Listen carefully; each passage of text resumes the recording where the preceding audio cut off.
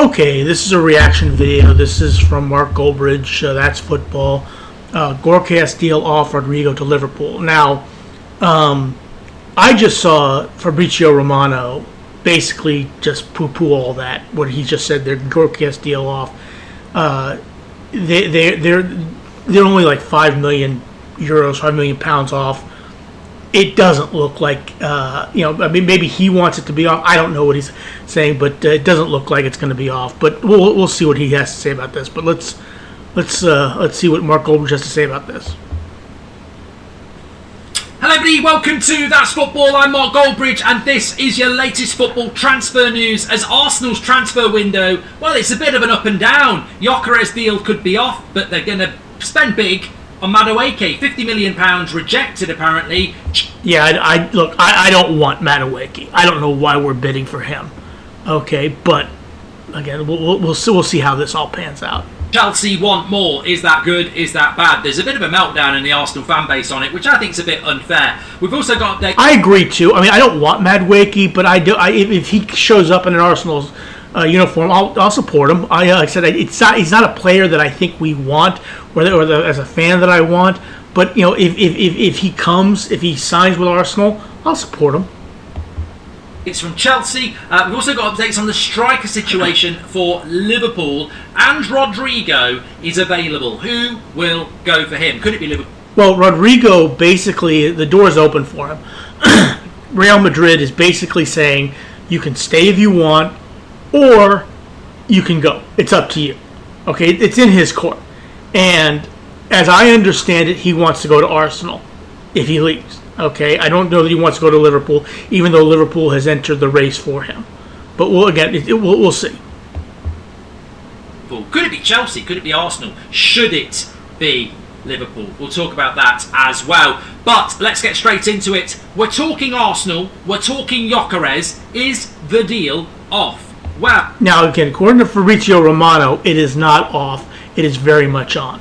Well, it's certainly not as on as it was perceived to be last Sunday. Lots of jumping the gun. I think we all had every right to fall into the excitement of that deal because it sounded like it was going to be, here we go. Well, it's not. It's here we don't know at the moment. And Portuguese reports this morning are saying that Arsenal will walk away. They don't want to pay what Sporting want.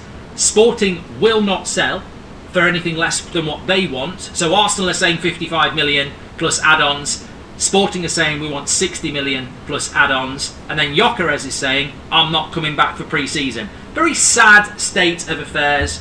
Look, from an Arsenal standpoint, okay, look, how they're approaching this is you have a player who doesn't want to be here. And he wants to come to visit us, okay? And we're talking 5 million. 5 million. That's all we're talking about. Okay? That's all. Okay? He wants to come. Why wouldn't we walk away? Look, the bottom line is he does not want to play for you. He's not going to show up for you. He is not going to play for Sporting Lisbon ever again. And the best look, I understand standing your ground, but it gets a little bit ridiculous. If we're talking 15 or 20 million, if Arsenal's offering 40 and you want 60, that's one thing. But 55 and 60, that's come on. I just think it's modern football, isn't it? Well, it's not even modern football. It has happened in the past. You have this career at a football club where you play a massive part in it, but the club does as well. So the last 2 years of GYOKERES at Sporting, who suffers? The fans.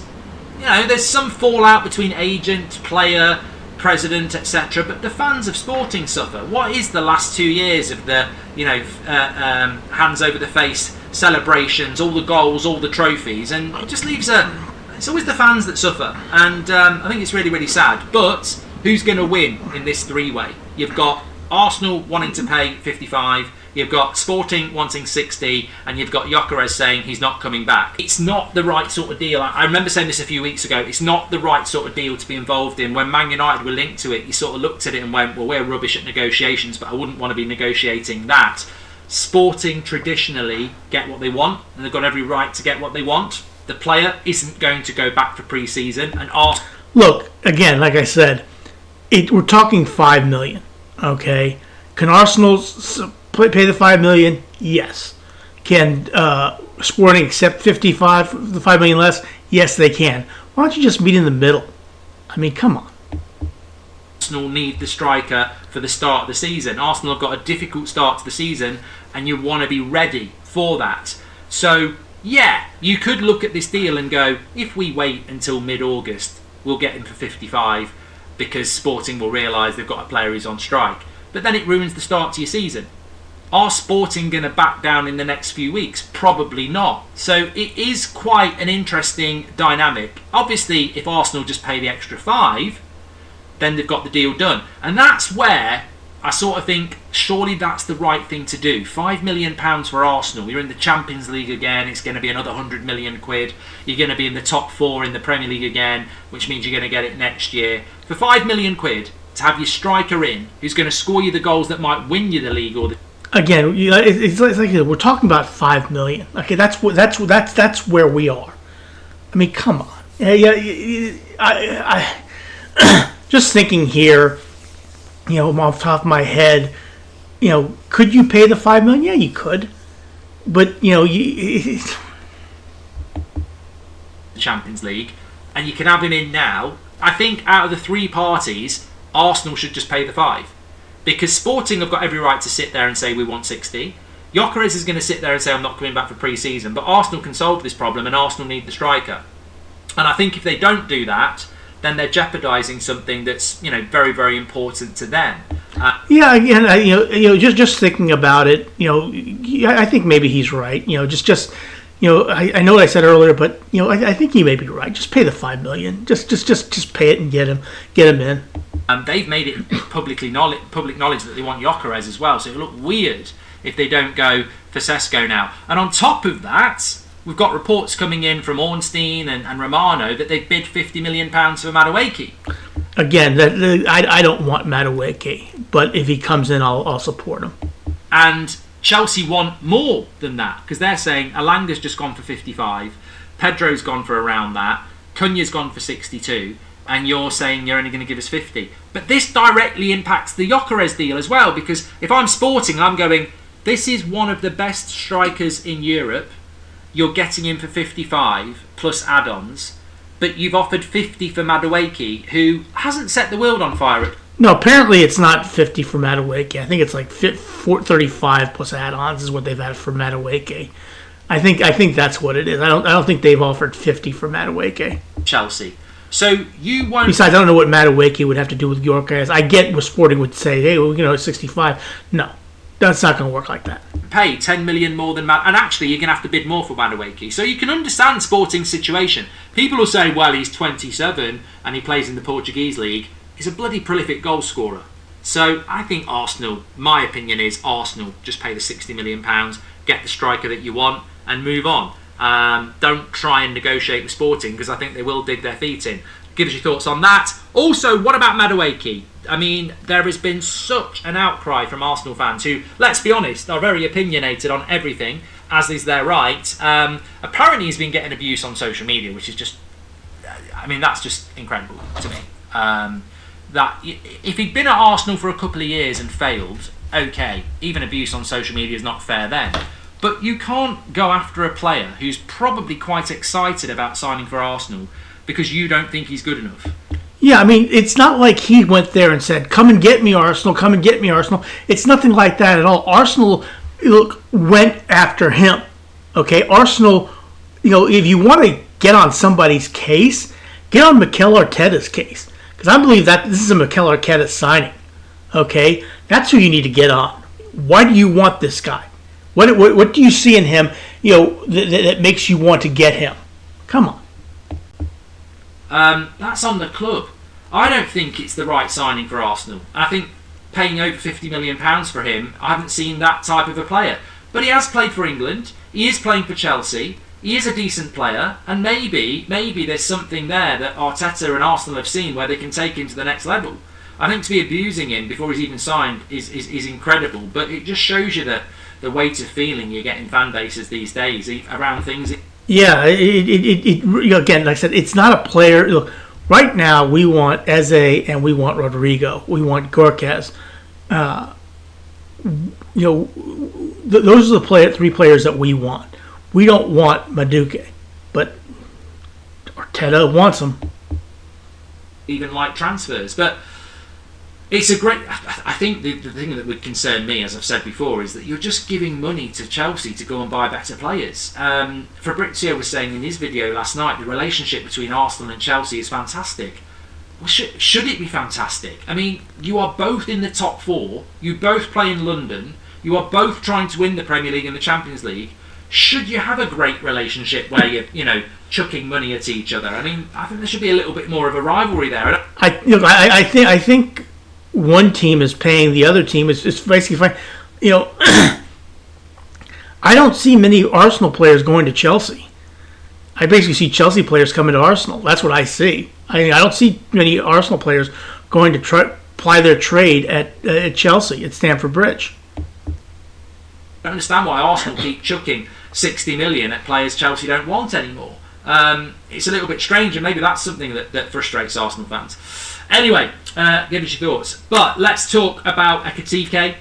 Bit of an update on him from Fabrizio as well. He wants a move to the Premier League. Saudi's been offered to him, but he wants the Premier League. Newcastle appear again to be the team that are most, eager. But obviously Liverpool are still there. Newcastle did this with Mbeumo, they didn't get him. They did this with Pedro, they didn't get him. They're doing it with Guehi, they might not get him. And they're doing it with Ekitike, and they might not get him. You can't criticise Newcastle's ambition. The problem they're having is getting the players. That is a problem. Newcastle. Look again.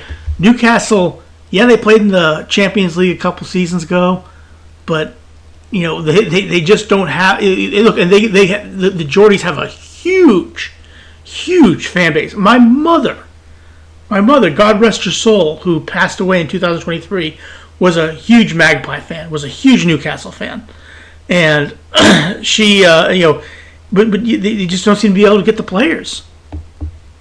The TK Premier League still looks like it will happen, and obviously we all know Liverpool's horrible situation that they're in post what happened a week ago with Jota and his brother, and I sense that Liverpool certainly for this week are just going to be very much dealing with that, and they will be active. They will be active in the transfer window. There's no doubt about that. And I would imagine there are players like Guehi, maybe Ekitike, where it's been said to them, look, we're very interested, but look at what's happened. We can't be doing things like this at the moment. And those players will probably be waiting for the time where Liverpool are back doing stuff like that. That's my take on it anyway. We will see. Rodrygo, though, I think this is a player that people were talking about last night. What about him to Liverpool? Well, if Luis Diaz leaves, why would you not be in for Rodrygo? Look, Rodrygo would be a Look, Arsenal is looking at Rodrygo. Okay, and from what I understand, Rodrygo would like to go to Arsenal. Okay, I don't know. Now I understand Liverpool has put their name in the hat as well.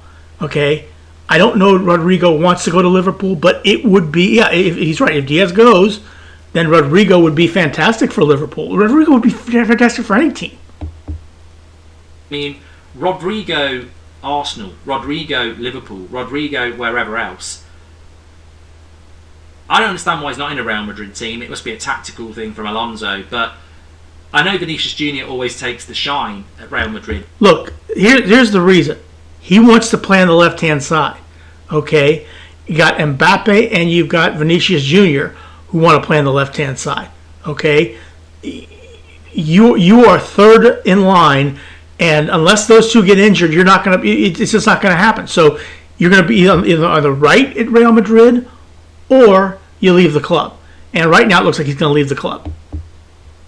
But I think Rodrygo's a fantastic player, and I think at the Premier League, where there's actually quite a lack of top wingers, really. I know you've got the likes of Salah and Saka, and there are a few others, but if you look at the way the game's going now, and you look at the volume of wingers that PSG play with, and the way that football's going to clearly go over the next few years, I think players like Rodrygo become even more valuable, especially in the Premier League.